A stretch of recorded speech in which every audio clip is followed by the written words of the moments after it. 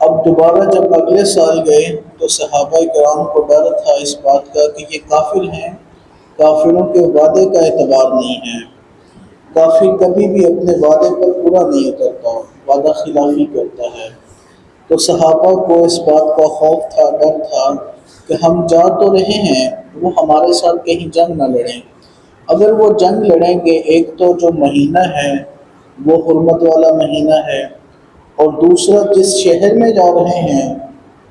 اس کی بھی حرمت ہے، اس کی بھی تعظیم و تکریم ہے۔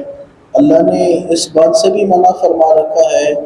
کہ جو حدود حرم ہے اس کے اندر جنگ و قتال، کسی قسم کی لڑائی جو ہے وہ نہیں کرنی، اور ماہ حرمت والا جو مہینہ ہے اس کا بھی خیال رکھنا ہے۔ تو یہ ساری چیزیں صحابہ کے ذہنوں میں گردش کر رہی تھی کہ ہم ایسے ماحول میں کیسے سروائیو کر سکیں گے۔ تو اللہ رب العزت نے یہ آیت مبارکہ نازل فرما دی۔ خالق کائنات اللہ عز و جل ارشاد فرماتا ہے: الشہر الحرام بالشہر الحرام، ادب والے مہینے کے بدلے میں ادب والا مہینہ ہے۔ والحرمات قصاص، اور ادب والی چیزوں کا بدلہ ہے۔ فمن اعتدى، پس جو بڑے حد سے، علیکم تم پر، فاعتدوا، تو تم بھی ان پر، علیہ تم ان پر بڑھو، بمثل ما اعتدى علیکم، اس کی مثال کے ساتھ جس طرح وہ تم پر حد سے بڑھے۔ واتقوا اللہ، اور اللہ سے ڈرو، واعلموا، اور جان لو، ان اللہ مع المتقین،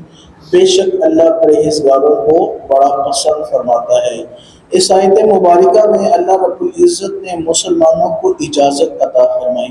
فرمائے کہ یہ بات درست ہے کہ ادب والے مہینے کا ادب کرنا ہے، لیکن فرمایا والحرمات قصاص، لیکن ادب والے مہینوں کا بدلہ بھی لینا ہے۔ پہن تو نہیں کرنی، تم نے ان کو کچھ نہیں کہنا، اگر وہ کچھ کہیں تو پھر ان کو نہیں چھوڑنا، پھر بدلہ لینا ہے پورا پورا۔ پھر فرمایا فَمَنِ اعْتَدَىٰ عَلَيْكُمْ، وہ تم پر حد سے بڑھیں گے، فَاعْتَدَوْا عَلَيْهِ بِمِثْلِ مَا اعْتَدَىٰ عَلَيْكُمْ، تو تم نے اس چیز کا خیال رکھنا ہے جو جس طرح انہوں نے تمہارے ساتھ کرنا ہے نا، بدلے میں تمہیں بھی اجازت ہے، تم ویسے ہی ان کے ساتھ کر سکتے ہو۔ پھر فرمایا واتقوا اللہ، اور اللہ سے ڈرو، واعلموا، اور جان لو، ان اللہ مع المتقین، بے شک اللہ پرہیزگاروں کے ساتھ ہے۔ عزیزانی گرامی قدر، صاحب تفسیر اس آیت مبارکہ کے تحت ارشاد فرماتے ہیں یہاں پر مسلمانوں کو زیادہ حد سے بڑھنے کی اجازت نہیں دی گئی، صرف یہ حکم فرمایا گیا ہے کہ جتنا وہ تمہارے ساتھ کریں بدلے میں تم بھی اتنا ہی کرو، اور یہ نہیں کہ وہ انہوں نے تمہارے ساتھ تھوڑی زیادتی کی ہے، اب تم ان کے ساتھ جو ہے وہ اپنے پرانے بدلے بھی لو اور ان سے بڑھ کر کے زیادتی کرو۔ فرمایا یہ بات نہیں ذہن میں رکھنی، کیونکہ اس سے پہلے جب مدینہ منورہ کی جانب رسول کریم صلی اللہ علیہ وآلہ وسلم نے ہجرت فرمائی، صحابہ بھی ساتھ تھے، تو اہل مکہ نے بڑے ظلم و ستم کیے، بہت ظلم و ستم کیے، گھروں سے نکال دیا گیا، خورد و نوش کی چیزیں روک لی گئیں، اور ایسے ایسے حالات و واقعات پیدا کیے گئے، مسلمانوں کے لیے قسم کشی کا سامان پیدا کیا گیا۔ فرمایا کہ صحابہ ان چیزوں کو مد نظر رکھتے ہوئے تم نے حد سے زیادہ نہیں بڑھنا، بدلہ اتنا ہی لینے ہیں جتنا وہ حقدار ہیں، جتنا انہوں نے تمہارے ساتھ کیا ہے تم نے بھی اتنا ہی ان کے ساتھ کرنا ہے۔ تو پھر آخر میں فرمایا بے شک اللہ پسند فرماتا ہے جو اللہ سے ڈرنے والے ہیں، اور اللہ جانتا بھی ہے۔ اور پھر فرمایا ان اللہ مع المتقین، جو پرہیزگاری اختیار کرتے ہیں اے حبیب انہیں کہہ دیجئے کہ اللہ ان کے ساتھ ہے۔ یہ آیت مبارکہ ہمارے لیے ایک خوبصورت درس رکھتا ہے، ایک خوبصورت بیانیہ ہے کہ کوئی ظلم و ستم کرے، کافر ہو،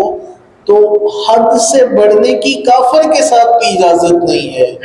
اس کے ساتھ بھی معاملہ اتنا ہی رکھنا ہے جتنا وہ اس کا حقدار ہے۔ تو ایک کافر کے ساتھ ایسا سلوک کرنے کی اجازت مسلمان کو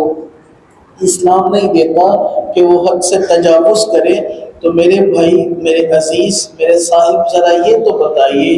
ایک مسلمان کے ساتھ یہ اسلام کیسے اجازت دے گا کہ تم حد سے زیادہ بڑھ جاؤ؟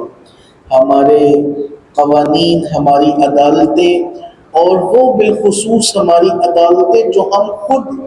اپنے اعتماد پر رائج کرتے ہیں، بڑے بڑے وڈیرے لوگ، بڑے بڑے چودھری صاحبان، اور اگر میں بات کہوں تو یہ بات غیر مناسب نہیں ہے، کبھی کبھی تو ہم جو دکاندار حضرات ہیں، تاجر حضرات ہیں، اپنی دکان پر رکھے ہوئے کوئی 12 14 سالہ ملازم کے ساتھ بڑی زیادتی کر جاتے ہیں، ان کو بڑی گالی گلوچ کرتے ہیں، ان کے منہ پر بڑے تماچے رسید کر دیتے ہیں۔ تو میرے بھائی، ان چیزوں کے بارے میں بھی سوال ہوگا۔ اسلام اتنا خوبصورت اور حسین مزاج رکھتا ہے کہ کافر کے ساتھ بھی زیادتی کرنا یہ اسلام کو پسند نہیں ہے، رب رسول کو پسند نہیں ہے۔ تو یار، جو کلمہ پڑھنے والے ہیں، جو میرے رسول کے امتی ہیں، جن کو میرے کریم مصطفیٰ صلی اللہ علیہ وسلم نے فرمایا مومن تو مومن کا بھائی ہے، مومن تو مومن کا آئینہ ہے،